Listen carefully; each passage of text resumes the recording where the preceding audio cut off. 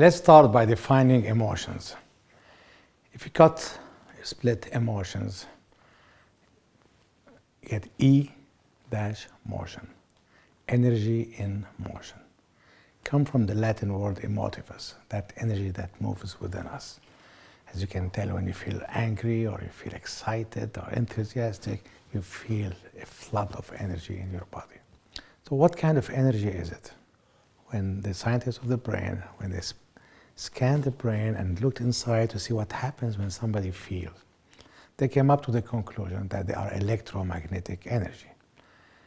As we know, there's all kinds of energies. There's solar energy, nuclear energy, microwave energy. There's electrical energy. And that's what they are. They are electromagnetic energies. They're always happening together. You cannot think without feeling. You cannot feel without thinking. The root of every thought, there is a feeling. And at the root of every feeling, there is a thought. When we don't use both sides of the brain, when we don't use both energies, it's like somebody who's walking in life on one foot. It's just limping around. It's quite hard, but they can live with it. Now imagine if one day that person realized that they have another foot, another leg, and they bring it down, and they start using both feet, both legs. Life changed completely. Life becomes so much easier, so much less stress. And they can do far more than they can do just standing on one leg and moving on one foot, with one foot. So you can imagine if we can really use both sides of the brain, it's like using both sides of our both feet, both legs. Things in life become much easier. We need electromagnetic energies because the electromagnetic energy electricity is what powers our life, what powers our persona, what powers our body. Without this electricity, without the electrolyte, the electricity, like the battery, we die or we go in a coma. So we need electricity, and this electricity is free. So you have an infinite reservoir of emotions, free and of the highest quality. In our life, in our world, everybody wants energy. Countries go to war to get energy. And magnetism, magnetism is a source of attraction. So emotions are attractors. Within a resonance that create our reality, they attract from the future realities that comes to the present. Within emotions, within this electromagnetic energy, there are information. If you can read the code, if you can really understand what the message within those emotions, because emotions are our messengers. If we can read that code, if we can read the information, if we can read that email that comes to us from higher sources, from our higher self, soul, and spirit, who communicate to us, communicate about what's happening, give us feedback about what's happening in our reality. They talk to us through emotions and imagination. If we are not in touch with our feelings and our emotions or imagination, it's really hard to get any information or any feedback about what's happening. So we walk in life almost blinded, almost with struggle, unconscious, unaware, and we think life happens to us.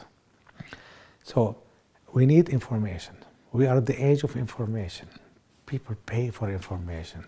Governments spy on each other to get information. The biggest companies in our world these days, at the age of information that we are in, are the companies that store information, that process information, that disseminate information, that search for information. We're all looking for information because they're valuable. So here, emotion, source of an incredible amount of energy and magnetism and information, free. And it is the most relevant information to you. It's not about information who won a football game and what's the stage of this stock and of this company or this or that. It is relevant to you and to your reality. You can't have better information. So can you imagine the value of having information, and energy, free, anytime you want, available to you. If we just become conscious of our emotions and understand them and work with them, we can gain so much, and life becomes right away more conscious, easier, more elegant. Emotions are neither positive or negative. Most people want to call anger, fear, and jealousies are negative emotions. They want to call love and joy as positive emotions. But we know that love can hurt a lot of the time. And so much joy can lead us to addictions. And we know sometimes if you don't scream and get angry, you might save your life if you do that, if somebody attacks you in the street. And if you don't deal with fear and the concern that it gives you, you can hurt, you can burn your hand in the fire. So fear can help you. They can be teachers. They can be valuable. So emotions are neither negative or positive. It's the way we use them that makes them negative or positive. Electricity, like emotions, you cannot see. It's an energy. But the electricity itself is neither negative or positive. It's neutral. If you put your finger in the socket, wow, you hurt yourself. But if you put the light on, you light the room. So the way we use electricity, that makes it positive or negative. The same thing with our emotions. It's the way we use it. If we express our emotions in an appropriate way, then it turns positive. If we don't express our emotions, stuff it in, it goes negative. It creates short circuit in the systems. If we don't, or if we use or express emotions inappropriately, using anger to punish or use as a club to hurt others and so on, it turns negative. It is important not to see emotions as negative and positive. Emotions are better seen as expansive or constricting. Now, when we talk about the map towards your emotional mastery, or as we call it, the treasure map, if you're starting, you're going to do, the course is called Sacred Commerce, the Emotional Alchemist. And the first step, the prerequisite, is to understand about emotion and to reach certain level of emotional mastery.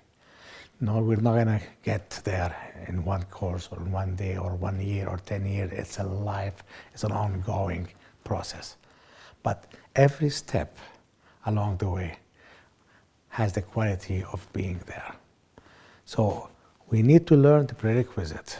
Okay? We need to learn to put ourselves on the path.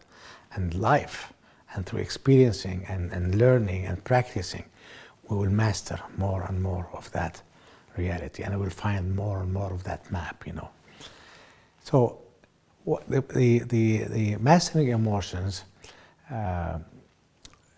there's 4 steps. And we covered this in our book with me and Dr. Robert Cooper called Executive EQ, Emotional Intelligence and Leadership and Organization.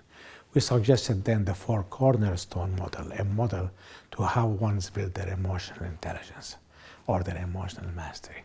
It starts not about learning about emotions and why they're important. Otherwise, if you don't think they're valuable, if you don't think they're important, you're never going to get into them. But once you understand and you appreciate how important they are and how valuable they are, and that they are the best friend you can have, they're not the enemies, the more you understand that, the more you're willing to go and understand them and study them. And the first step is called emotional literacy. It's reading and writing about emotions. It's like literacy, the one we know, ABC, 1, 2, 3, the grammar of our language. Emotional literacy is the language of relationships. It's a beautiful language. It's a language that can be learned. In the beginning, you might have to, like when you study the alphabet, you put C, O, R, core, you do an effort. But later on in life, you just read it, this is emotions are blah, blah, blah, blah, blah. You just flow in it. You don't think anymore about putting the C and the O and the R together. It's not an effort anymore. The same thing with emotions and emotional literacy. In the beginning, you have to practice it. You have to understand it, and it might take time, and it might take a little bit of time, you might take some little bit of effort, but in time it becomes automatic. You don't think anymore about it. You right away get the message, you right away you get the information, you right away you get the energy, you right away you use it without even thinking at all about it. So emotional literacy is defined as the ability to recognize, acknowledge, understand, and express those emotions appropriately. Let's talk about the first one. When we feel an emotions, when we get a feedback, the first step is to recognize what it is. And usually we can tell what emotion it is by feeling it. So you hate an emotion and right away, you get scared, or you feel the feeling tells us what it is. So it is important for people to learn how to feel or to accept feeling, because otherwise they might feeling guilty, they might feeling shame, they might feeling all kinds of emotions, but they cannot even tell what it is, right? But by feeling the emotions, right, we can say, I'm angry, this is jealousy, I'm hurt, right? So first we recognize what the emotions are, what the alphabet is, what is it, an A, is it a C, is it the D, right? Second step is to acknowledge. Acknowledge what? Acknowledge that those emotions are ours, they're mine. People say, you make me angry, you scare me, you make me jealous. No. Nobody can make you angry, nobody can scare you. Those are your emotions. Nobody can scare you. These are your emotions. And why it's important to acknowledge that they're yours? Because if they're yours, and this is your anger, then you can do something about it. But if somebody made you angry, you have to sit down and wait for them to come and undo that anger towards you, or that fear, right? So first, you get empowered to take charge and to deal with that information, to use it, right? And at the same time, you want to be able to take that information and that emotion that is yours and transform it to its higher octave, to a positive energy, because you want that energy in yourself. Anger, as we said, can turn to passion. Fear, which is the ability to have concern, turns to compassion. Jealousy, which is the issue of ownership, is this mine or not? It gives you the feedback that I want something like that. It opens you to receiving what's truly yours or your grace. So first we recognize what the emotion is by feeling it. And then we acknowledge it is ours. It is mine. Now I can do something with it, okay? I can't blame anybody. I can use it, I can use the energy, I can use the information. Third, now I try to get the message from it. And during this process and in this training, we're going to be using what we call the 3 root emotions of fear, anger, and jealousy, and the primary emotion of love. Because most all other emotions derives from those root emotions. So once we feel an emotion and we acknowledge it's ours, we try to get to understand what's the message, what's the information that's giving us. Anger, I'm angry about this. See, right away when I feel angry, I say, what's happening in my reality that I don't like? There's a call to take responsibility. There's a call for action. There's a call to change. There's a call to correct the injustice, right? There's something there. It's a message. It's a mail. It's information. So when I get angry or I get scared, I say, what is there to be concerned about? I don't start like wobbling and worrying in my anger and my fear and blaming people and going crazy and going through all that. Right away I say, I'm concerned about something. That's what fear tells me. What am I concerned about? Well, I'm concerned if I go travel tomorrow and the weather is bad, if I don't have my car fixed properly, I might break down along the road and blah, blah, blah, blah, blah, right? So then I can take action. I can fix my car. I can do something, okay? But if I don't act and if I say, well, damn, my wife just took the car yesterday and she blew up the fuses or something like it.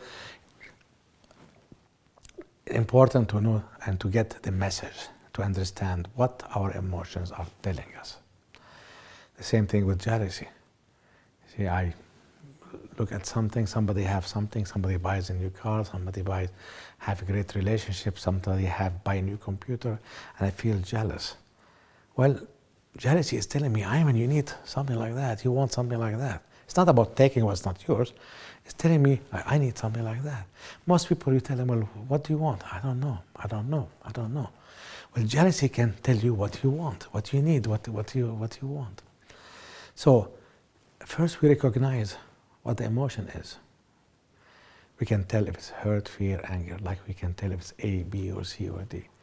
Then we acknowledge that this is our emotion.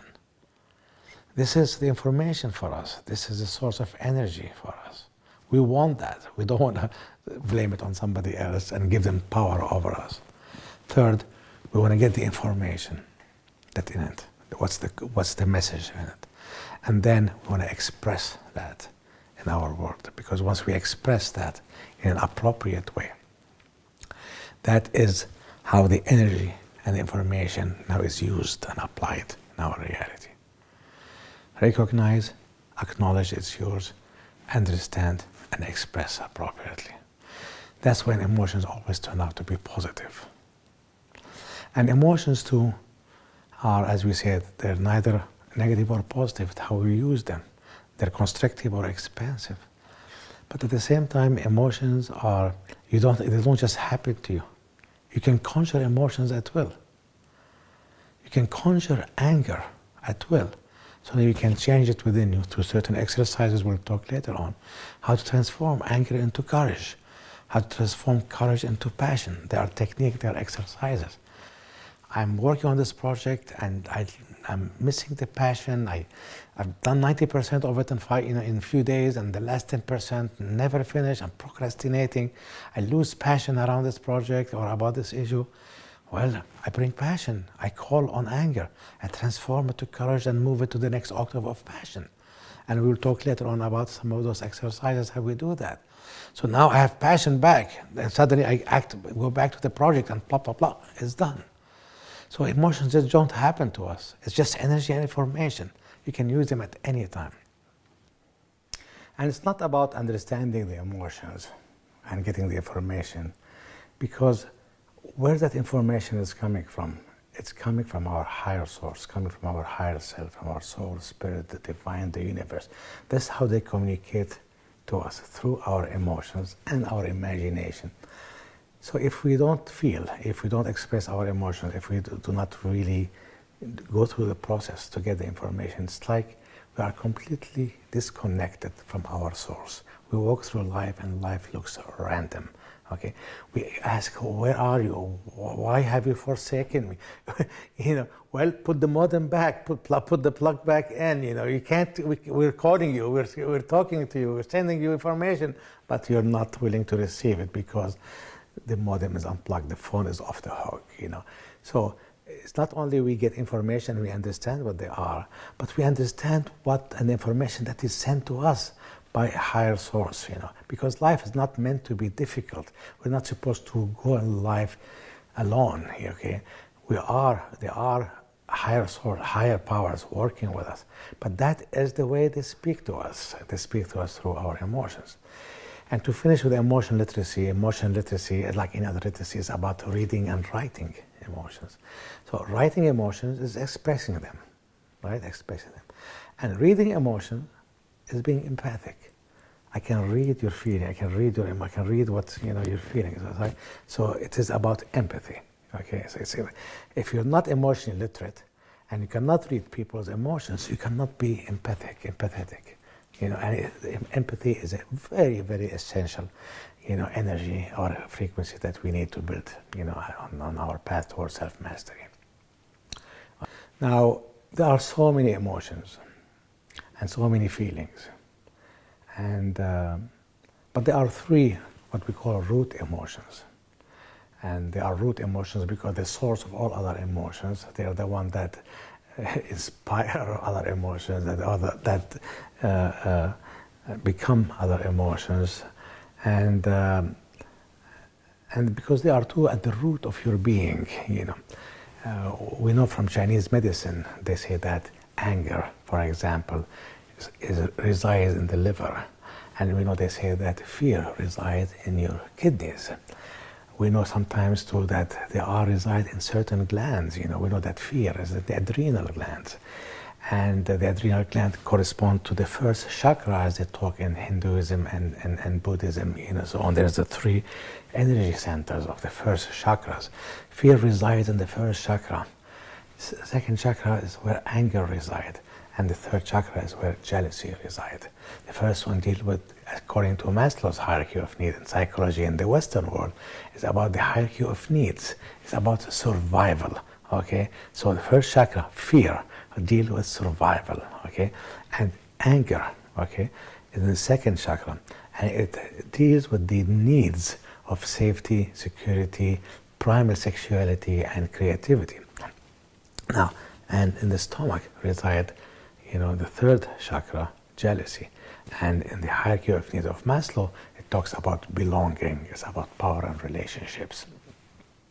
So that's why they are called root chakra. They are the primary kind of emotions, and from them derived all other emotions, and or combination of other emotions becoming composite emotions. Okay. Now we know, for example, that guilt is not shame. Guilt is an anger we don't think we have the right to express. So it's a form of anger, okay?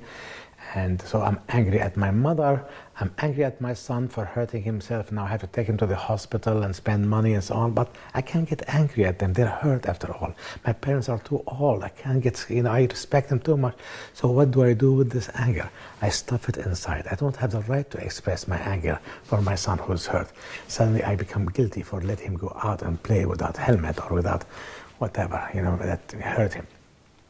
So as you can see, guilt is coming out from anger. Now we know that envy is, again, it's another form of jealousy. It's jealousy says, I want this, I don't have.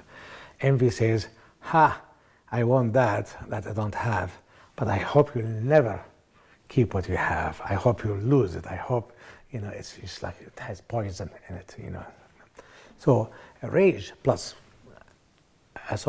anger plus jealousy together, okay, create rage, okay. So that's a composite, emotion. So a lot of emotions, okay, anxiety is fear in the future, worry is guilt in the future.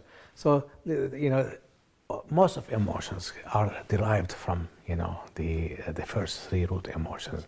And we see that as we're born, the first emotion we have is fear, okay. Like mom's not here. Right away, the baby cries. Okay, that's the first feeling we feel. Okay, my survival is at stake. She's my mother. Without her, without food, without milk, without, my survival is at stake. I'm scared. How does it feel to be scared? I'm angry. Comes the second one. Okay, and where's mama?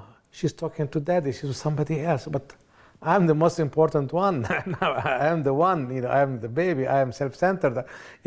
She must be with somebody else. Jealousy, as it comes up. Okay, all of those come from love. I want love, which is the primary emotion. So 3 root emotions: fear, anger, jealousy, and then we have love, which is the primary emotion. So let's talk about each one of them a little bit. Anger. Anger, the message in anger, the information, the feedback that anger gives us, is that there's something in our reality is not happening the way we want to. As I said earlier, it's a call to take action. It's a call to correct the injustice. It's a call to take responsibility, to change what didn't happen the way you want to. Easy. So whenever you get angry in the future, don't go wallowing and screaming and hitting and so on. Stop right away and say, wow, I'm feeling angry. Wow, there's a message, there's an email. Let me check it out. Ping. Oh, it's not happening the way I want to. I was expecting this, and this came about. Okay, I need to fix this. And if you get the message, then right away you will respond to it. Okay, but if you don't have a message, what do you respond to? Right? You just get angry. You just felt energy, and it hurt you because it stopped it. You put your finger in the socket. So when I feel angry, and in the past I used to get angry like everyone else, But now when I get angry, I just smile and I say, what's that? Here what it is. And right away, and I, as soon as I express it, properly, as soon as I understand it and I express it, I get that energy now in my body. It turns to courage to correct the injustice. That courage becomes passion. And notice, anger, courage, passion.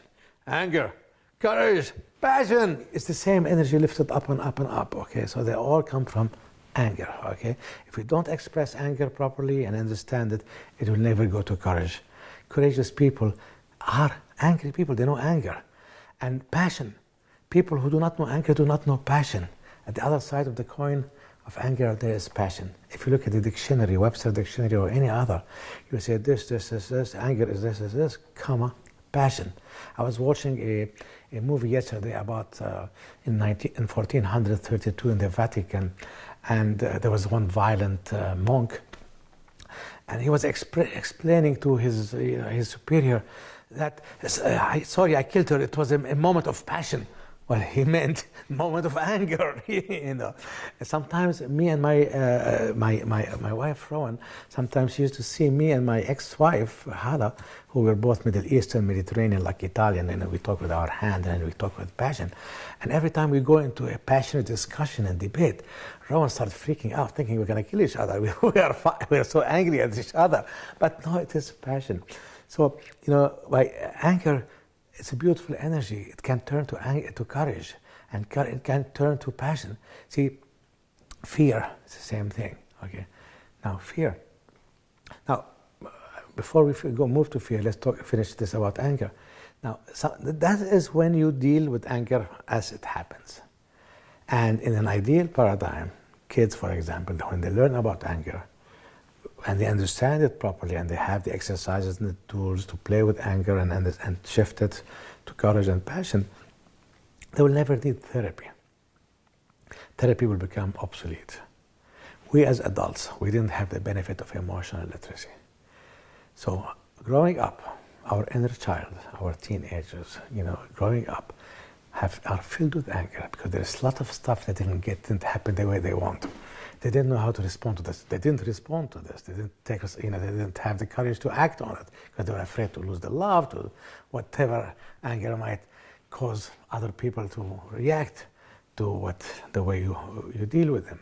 So we need to go sometimes, okay, to go back to the past, to go through a meditation, to do certain technique, to look at our past angers, or the peak ones. You don't have to go through every little anger. The one that stand up, and usually the one that stand up is the one you remember. Because how come they're still in your memory? Because they're important, otherwise they would have gone down. So you look in your past and you say, well, I was angry at my father because he never really respected me, or he never really, you know, saw who I am, you know. Okay, now you might not remember that your father, for example, you got angry at him because he didn't allow you to buy an ice cream, you know, when you were 4.5 years old at a certain store, right? So, but the peak ones, the important ones, they're easy. They're 3, 4, 5, you know, and you can go back to that moment. There are technique and exercises. We can go there and diffuse that anger from your past, because those angers who are lingering in the past, you know, and this is what therapists do by helping you heal your anger. They are in your past, and they are leaking your energy. There's a hole in your past, and you're always going back to them. You always remember when your father did this, and you always talk about this, you know. So you're always leaking energy, you know, to the past. And if you leak energy to the past, you're not filled with energy. You're not complete. You're weak. You're depressed. People who are filled with anger and they have never dealt with their anger, they usually have no energy. They have no stamina, because whatever energy they get, it's always leaking. It's always leaking, like a car, you know, with holes in the carburetor or in the you know, it's the gas keeps going out. You know, the car would never have the oomph, you know, and so on. It's leaking. Psychiatrists and therapists, what they do so well is that they go back into your past and they find out where the problems is, where the leakage is. And you have problem with your father, you had anger with your father. Well, there are techniques and they help you deal with that, and they plug that hole. And they plugged in that hole and plugged that hole. Now you're more and more and more powered. You know, you're not leaking any more energy. Now that's the old paradigm. If children are emotionally intelligent and they're emotionally literate, they will never need to go to therapy, because they will not be accumulating all those angers. You know, your past will not have any more hold on you. You know, they will not, you know, you'll be able to move to the future without carrying all that weight, all that baggage with you. Now, there's a lot of other, for example, angers, okay, that if they have not been resolved, they don't just stay there. They keep repeating, right?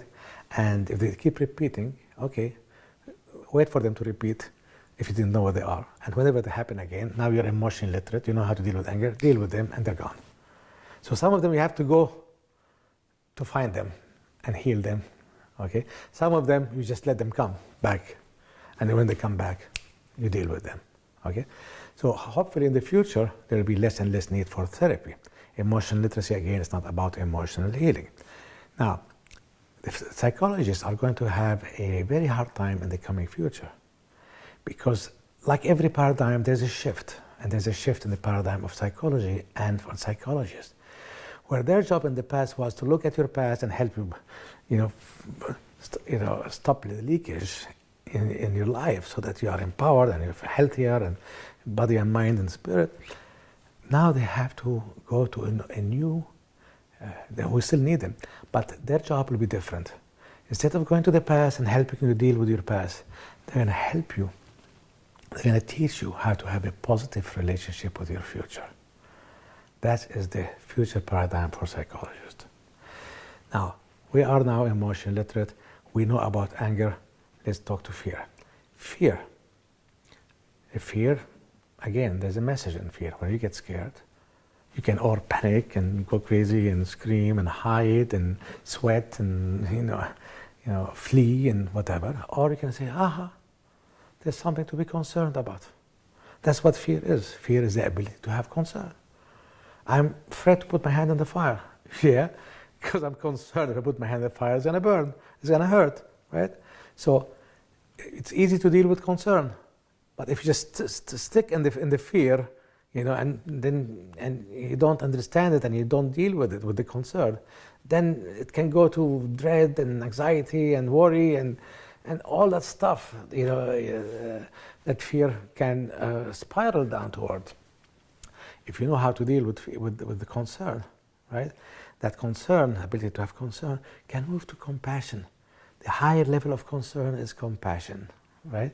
So I have concern, I have compassion, I have great concern for you. So it's important, like in the anger, to be able to see how anger can turn to courage and passion. Again, here the same thing. By dealing with fear, which is the ability to have concern and understanding it, it can lead us to become more and more compassionate people. Compassionate for ourselves, compassionate for others, compassion for nature, compassion for everything in our life. The technique and exercises, again, one of the most known exercise in fear is to play the fear out. Stop the threat of fear, stop the blackmail of fear. Because fear, most likely, it's in the future, right? Or it's coming towards you. It's not something happened like with an anger. So if I have fear about going out and speak at a conference because I'm afraid I'm not going to be good, people will laugh at me, I'm going to disappoint my sponsor, blah, blah, blah.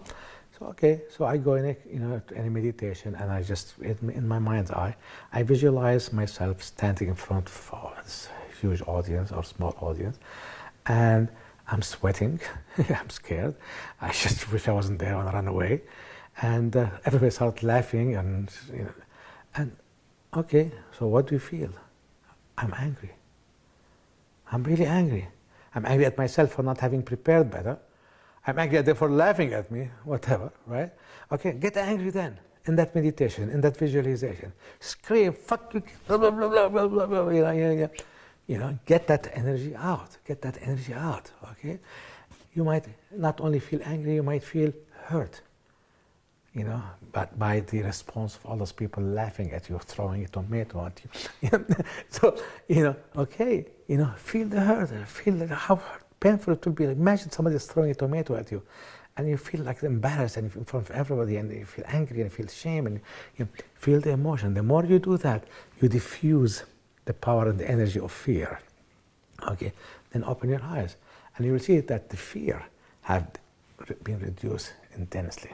Okay, now there are again, like with anger, fears in the past, that they still keep coming back, still coming back. I'll always lose the love. I'll always lose love. I don't want to have a relationship because if I have a relationship, I'm afraid I'm going to lose the love. You know, I'm going to be rejected. I'm going to be rejected. Okay, this is my fear. It's my biggest fear in relationship. That every time I fall in love, I get rejected or I get humiliated. Okay. The therapist or psychologist, they can help you go back and stop the leakage to the past. Okay, but hopefully, with an ideal paradigm, once we are emotionally literate, whenever fear happens, okay, what's the concern? Okay, and I deal with the concern. And if the concern is something in the future, then go and play that future and feel all the emotions then. Okay, imagine the worst case scenario and feel the emotions there and start diffusing the time bomb, because fear can be like a time bomb. Okay, jealousy, another of the root emotions. Jealousy is an issue of ownership. Is this mine or not? I see somebody who speaking at the conference, and this actually did happen to me. There was a great speaker who had written a very interesting book, and I went to watch him, and everybody was showering so much love at him, and he was so beautiful and humble and elegant, and the way he answered, and I felt jealous, you know. I felt a bit of jealous, you know, and what does that mean? Because I understand jealousy. I said, oh, okay, that means I want something like him. Okay, well, I am an author, and I do speak to audiences, and I get showered with love and so on. So definitely that's not what I'm looking for, okay? But what I was jealous of is that he had an uncanny ability. He was so at peace, so relaxed, and you know, he was so humble. Well, sometimes I speak fast and I'm a bit arrogant in the way I talk and so on, you know. And what I wanted is that quality, you know, for example, in me, you know. Some other people might see a relationship. Somebody go to a party and here's a man and a woman in the corner just loving each other, hugging each other, kissing each other, caressing each other, whatever they're doing with each other. And they trigger some jealousy in them. Now, if it is your relationship, if it's your wife here, well, is this issue of ownership or not? It is mine, okay? Excuse me, sir, you know, take your wife back, fight for it, you know, that's absolutely. But if it's not yours, you let it go. You left jealousy to the discipline of not taking what's not really yours. And you open it up to receiving what's really yours, which is your grace, you know, the gift that you've been given, okay? This is what is really yours, okay? Now, again, if it's not your relationship, it's not your wife or so on, and you're seeing this, and it triggers jealousy, you know. And the message is like, I wish I have this. I want a relationship in my life. So now you tell the universe, okay, I know what I want. I want a relationship in my life. Emotions, my jealousy told me, I need to have a relationship, okay? I want a relationship. Now leave it up to the universe. Tell the universe, I want to have a relationship. And do a little bit of action, like going to some clubs or talking to people, talking about, yeah, maybe one day I'm going to have a relationship. Start just a little action to confirm to the universe that you really want this. And then let the universe comply. Let the universe conspire to support you. Open up to receiving the way it comes, that relationship. Don't insist on one way that it should come. Sometimes you have to look deeper in jealousy, you know. Maybe you do have a relationship and it's a very beautiful, loving relationship. But what you notice in there, what really made you jealous or triggered jealousy is that there is certain level of caring, you know, intimacy in that love between those two people. And you look at yourself and you say, I do have a relationship, but that's true. I wish me and my partner had that intimacy or had that caring. There is a certain level of closeness, there's a certain level of tenderness, there's a certain level of humility, there's a certain level of caring, you know. I want that in my loving relationship. You know, love is great, but it's not enough. I want in my relationship, not to be a loving relationship, but I want that level of caring and intimacy within it. And then again, okay, I know what I want, okay. Why do I want that? And it's not because of the relationship, it's because again, even your relationship is telling you, you need the frequency of intimacy in your overall resonance. And we'll talk later on about your resonance. Because in the mix of all the stuff that makes the raw materials of your reality, of your resonance, your anger, your fears, your thoughts, your feeling, your agreement with parents, your contracts, your programming, whatever they are, your beliefs, your attitudes, the imagination, your desires. There's, you need that one more ingredient to bake the cake, to get what you really want in life. You want, for example, this success, you want this or you want that, but your reality is telling you that in your resonance, you need to bring that frequency of intimacy to add to the mix, to add to the resonance, to make now the resonance where that can attract what you really want. And the way your higher self and the way your higher power, send you the information. They said, okay, through jealousy, they send information through jealousy. You want to have this intimacy, right? And then it comes into the relationship, okay? You think it's relationship, but it could be that I want to learn about intimacy with an animal. I might have a dog or a cat that I start learning about intimacy with animals and dog. I know, for example, I know about love a lot. I'm a very loving person. I'm not even bad at intimacy, but when it comes to caring, I didn't care about anything. I don't care about myself. Actually, I remember in the 70s, there was a famous Phil Collins song called "I Don't Care Anymore." I even wore a T-shirt. I don't care anymore. As a teenager, caring, the caring energy was essential to my resonance. I didn't have it, and suddenly a cat comes to our house that Rowan brought. And I hated cat. And I threatened to kick that cat, and if it ever goes even on the bed, and I was violently about, in my relationship with that cat in the beginning. But very quickly, that cat won over me. I fell in love with her. I wanted to, I couldn't sleep if she wasn't sleeping on my, on my tummy, at night. It would fight me and Rowan who's going to have her on him. But in the early stages, when I wanted to, every time I get to this cat, come, she would run away from me, And slowly, I had to come very slow. I have to caress her. I have to have her smell my hand. I had to build that, care. I had to care. And I discovered slowly, she started coming more towards me. But while I'm building this relationship with the cat, okay, it taught me so much about caring. Caring has the energy of tenderness. Has the energy of never feeling rejected. It has a feeling of intimacy even within it. Okay, so I learned about caring through an animal. So let the universe send it, teach you, give you what you need. With what jealousy told you that you would need. It could be a human being, it could be an animal, it could be in nature, to be more intimate with nature or caring about nature and so on. So that's what jealousy is. Jealousy is the messenger. It gives you the message that is it yours or not. It confirms if it's yours or not. It tells you that you would like this in your reality. And now once you got the message and you put it out there, let the universe conspire to support you. Open up to receiving what's truly yours, and it is coming anyway. Don't control the way it is gonna come, okay? And now, within whatever you come, you'll find yourself learning about intimacy, caring, or whatever the message is, and now suddenly bringing that, not because of a cat or a religious cat, because once you learn about caring, now you brought that caring frequency into your resonance, okay, through all those activities. And my resonance now is more right and ripe to attract what I want. This is, again, you can go, jealousy you can have jealousies in the past. You might have been always jealous of your brother growing up because he was smarter than you or had made more money than you and so on. Again, you can go back to those incidents if they keep coming back every time you see them and so on. And with the help of a therapist and so on, you can deal with those jealousies, right? But again, if you can't find them, they will come back again. You'll feel them again. And now that you're aware of them, next time I see, for example, I didn't deal with the jealousy he had towards my brother.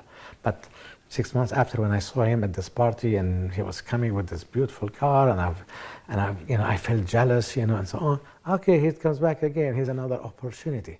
See, opportunity never only knocks once. This is bullshit. Opportunity knocks more over and over and over and over. If it's really yours, it will keep knocking. So it will come. And now that you know emotionally literate and you know what jealousy is, you can deal with it now. And those past jealousies, disappears. The leakage stops to the past. Okay. Now there will be more exercises, which at the end of the, which you will find in text and meditation. We'll go through with you, and you can meet your anger, fear, and jealousy, and you can personify them as people. And you will see through the exercise and the training that you'll be able to create a rapport, to create a relationship. It's not that they're going to come in your life and be real, but suddenly they are communicating with you much faster. So you don't have every time they said, this is an issue of ownership. This is what I want. No, it's automatic. You don't either. In the beginning, you have to go reading, the alphabet. A plus B plus D, abed. But later on, you don't need to do that. It's automatic. It's automatic. Especially the more you create a relationship and a rapport with your root emotions. And one of the best way to do it is in meditation, to personify them as people. And when you personify them as people, as you will see in the exercise and the meditation later on, you'll be able to create a rapport. The relationship will be intimate. The feedback will come fast, and the action that you take will become faster and faster, and you don't have to think anymore about what does that mean. It's all automatic. The last emotion we're going to talk about today is love. Now, the other ones are the root emotions, but love is the primary emotion. That's where all emotion comes from. As we said, the child, out of love, he doesn't see his mother. He thinks the love is gone. He's scared. Okay, he gets angry. He gets jealous. Okay, all of that coming from the primary emotion of love. Now, unfortunately, love is so misunderstood. A lot of people think of it as a positive emotion, but love can hurt as hell if it is suppressed, if it's not used properly, if it's used to control someone, if it's used to manipulate someone. If you don't express it, and you keep it inside, it hurts. Okay, and it can be, of course, very positive, the way if you express it properly. Most people, what's love? And what do you mean, what's love? Everybody knows what love is. You've seen it on TV. It's hugging, it's kissing. I remember Aslan, our little boy. He was 25 years old, and we were sitting on the breakfast table, and I said, somebody said, Aslan, do you know what love is? And he looked smiling, and he looked at me and his mother, and he said, pinpointed to both of us together. That's his expression of what love is. And if you ask teenagers what love is, it means sex. It means intercourse. That's what love is. For them. Now, we never really are taught what love is. Love is a verb. There are actions you take to create states of being, and all of those coming together, they create a resonance of love. Okay, and we'll talk about this in a minute. But on the yin and yang of love, and the heart center where love resides, is sorrow and there's joy. As we love, we make mistakes, we fall down, we scratch our knees, we stand up, we move on, we try again. There's a lot of sometimes sadness, there's sorrow, there's pain. And that's what sorrow is for, as a frequency, as an energy. Its job is to take all the pain, the sorrow that comes with practicing love, and every now and then, through forgiveness or through feeling the sorrow, drops it out from your heart center and open love back again to receive the next level of joy. Love is a verb. You give, you respond, you respect, you trust, you know someone, you become intimate and caring. To what? To create one of those 7 qualities: safety, pleasure, honesty. You feel honest if somebody do those things for you. Trusting, reduced fear of loss, and again, caring and intimacy. This is a formula that, I've read a lot about love, but the best one I found is this one, which I'm sharing with you, which I got from my friend Lazarus. And I practiced this in the early days a lot. And I realized that the first one, let's talk about the first one, about giving. Now, when you give somebody something, and that giving made them feel safe, or give them pleasure, give them money, so you give your kid money and they go to the movies and give them pleasure and have fun. They felt love. You give them money and they didn't have to go and steal and lie and they feel honest. You give them money and they feel safe. You give them, it doesn't have to be money. You can give them your time to sit down, read a story with them, or to chat with them. So, my father loved me a lot, and he gave me all kinds of things, gifts, monies, and so on. And I always felt safe, secure, trusting, and so on, and pleasure, and so on. But at times, especially when he traveled a lot, and he felt guilty about traveling and living as alone, he would give me gift and money, but that gift and that money did not give me any of those qualities. I did not feel neither the safety or the security or the pleasure or the trust. I felt guilty. I remember until now, I was 2 years old. I remember right now when in those situations, I would say, I can't wait to grow up and pay you back. But I wanted the money. I took the money. But, I'm going to pay you back. I didn't want to really receive it, because I felt that was not really love. Okay, as a child, I didn't know how to express it or to explain it, but it was not love. So there was a giving act, but it didn't create one of those 7 states of being. So it wasn't love.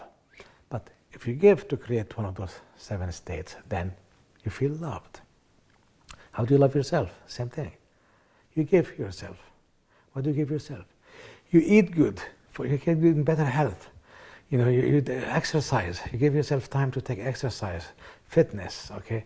You feel good in your body. You feel safer. You feel more secure. You feel pleasure. You feel, more intimate with your body, with yourself, okay? So that's the first action, is basically in love, is to give.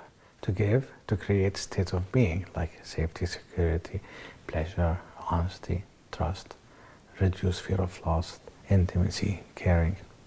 And of course, there's much more, but those are the main ingredients. The second action you take is to respect. When you respect someone, and you create for them all those 7 states, again, they feel loved. What's respect? Respect is about honoring someone, and mostly honoring the emotions. So, if you're angry and if you're scared and for whatever, or you're hurt, whatever reason it is, logical, illogical, right or wrong, okay, and you honor those people, that person, emotions, without telling them, you shouldn't feel like that, actually, this didn't happen, and you're thinking about it. Didn't matter. I felt those emotions, other person says, and if you love them, you respect, you honor their emotion, whatever they are. That's in the beginning. Maybe later on you come to them and you start pushing with them and you guide them to see why, that was not appropriate. But in the beginning, when they feel an emotion, you respect that emotion. And if you honor their emotion, they feel safe with you. They feel that, they can feel free they can trust you, right? So respect, honoring the emotion. If you do that and you create those 7 states, as we said, security, safety, pleasure, honesty, intimacy, caring, reduce fear of loss, and on, you feel loved. How do you love yourself? Again, you respect yourself. You honor yourself. Most people don't. Most people do not honor their emotion. If anything, they do the 4 Ds. They or deny them, or they distract from them, or they diminish them, or they discount them, they run away from them, They don't honor their emotions. And when I feel angry, if you want to respect myself, if I want to love myself, I'm angry right now. I take my time. I go to another room and I feel my emotions. Now later on I start analyzing it, getting information, message. But first I honor myself. I shouldn't say, you shouldn't be so angry. You shouldn't be jealous. You have even much more than that. Why do you feel jealous of this? When you have this and that, You respect yourself. You honor yourself. You're loving yourself. The third one is to respond, to take responsibility for someone. Kids usually, they can't be responsible for everything in their life. When you take responsibility for them, to feed them, to teach them, to pay them, okay, they feel loved, and especially if they feel safe, secure, and all that stuff. You take responsibility for yourself. Again, you're loving yourself. The fourth one is about trusting. When you trust someone, and that trust, real trust, when that trust creates, again, those qualities, they feel loved. If you trust yourself, again, and for that trust create those qualities, and you feel those qualities, okay, then you're loving yourself. Fifth one, knowing. When you know someone, or you try to know someone, and that knowing make people feel safe because, oh, they know me and they know all my problems and they still like me, they still want to be with me. Wow, I feel safe, I can be myself, that person knows me, okay? And when somebody really tries to know you and you feel that they're doing an effort to know you, you usually feel loved, especially if it gets those qualities. But if somebody wants to know you just to be able to control you and manipulate you or blackmail you, obviously this is not loving, right? To be intimate, to be caring, again, with yourself or others, to create all those qualities is about loving. You feel loved. You are loving. 7 actions to create 7 states. 49 ways to love. You can practice this. You can every week say, or you can sit down with your loved one and say, what do I give you? What do you get from me? And she would say this, or that, that's what you give me this, you give me that. And when I give you those things, how do you feel? Do you feel those qualities, or do you feel I'm manipulating you, controlling you, or I'm trying to get something back from you, or how do you feel? And you see, it's like a little formula, you can start playing with it. You practice love. You improve your loving ability, Nobody born just, I know how to love. This is a life lesson. Life lesson meaning all life long, you'll never get it right, 100%. You always have to do it every single day. Because love is the core at relationships. It starts with the relationship with your parents, with your sibling, with your friend at school, with your loved ones, with your children, all the way to the ultimate relationship with God. Learn how to love, practice love, okay? And there are techniques and exercises and meditation where you can do that and you can see the impact in your life. You start loving, become more loving, you start attracting more love in your life.